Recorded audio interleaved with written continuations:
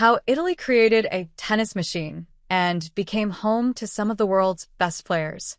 Italy has long valued some of life's more refined pleasures: food, art, fashion, all set against the country's crumbling architecture.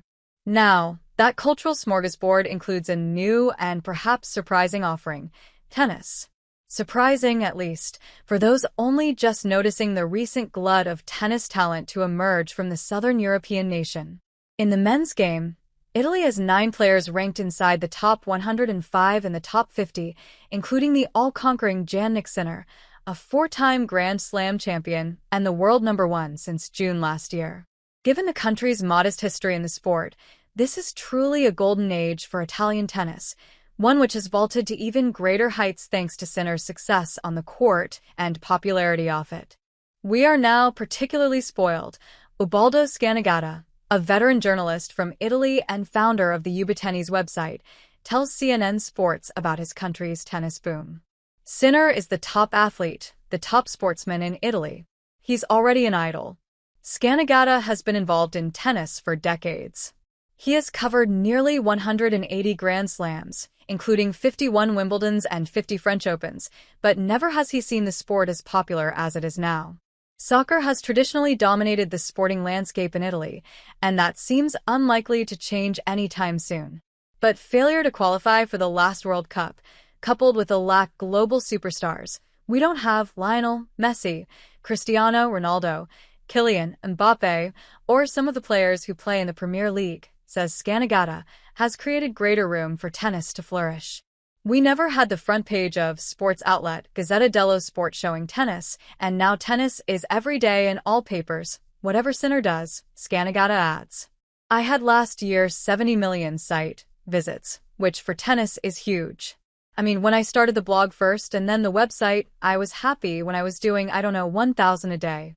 Tennis explosion, however, is down to more than just Sinner, more than just soccer's waning influence. The National Federation has for years been implementing plans to turn Italy into a powerhouse of the sport. Among the most consequential changes was a move to support private teams and private coaches, rather than just those who had been cherry-picked by the federation. As a result, the best resources become available to the best players, regardless of where they are based and by whom they are coached. That includes some of the most successful players to emerge from Italy in recent times: Sinner, world #10 Lorenzo Musetti, and former Wimbledon finalist Matteo Berrettini. Now, the federation helps the players who do well, says Scannagata. They can host them in the National Tennis Center if they want to practice. And if they need a physio, if they need the doctor, if they need the nutritionist, they find everything. One man who has witnessed firsthand Italy's changing approach to player development is leading strategy coach Craig O'Shaughnessy. A former member of Novak Djokovic's coaching team, O'Shaughnessy has been working as a consultant with the Italian Federation since 2016, while also helping Berrettini to climb inside the top 10 in the world rankings. Italy is way ahead of the game. He tells CNN Sports about the country's tennis drive. They went all in, and in a very serious way. What they've done today was a vision 10 years ago.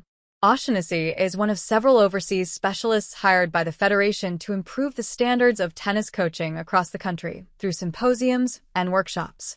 His focus has been on strategy and patterns of play, using data analytics to tailor-make training sessions for each player. My philosophy was very much about getting these young Italian kids to play and teach them while they're playing, rather than just, "We're doing drills today," says O'Shaughnessy. I wanted to diminish that style of coaching and get them to play where the coaches would see very easily what the strengths and weaknesses of these players are. Then you could do more bespoke coaching to these players instead of a cookie-cutter approach. I get so many Italian coaches come up and go. "Thank you, Craig. You changed the way that I coach," he adds. "Before, I would just feed balls, and who knows who's getting better. But now I have a purpose. You've given us analytics, you've given us the drills, you've given us benchmarks, and we get success. And everyone is just so much happier, as well as a coaching revolution. Up-and-coming Italian players also benefit from easy access to tournaments.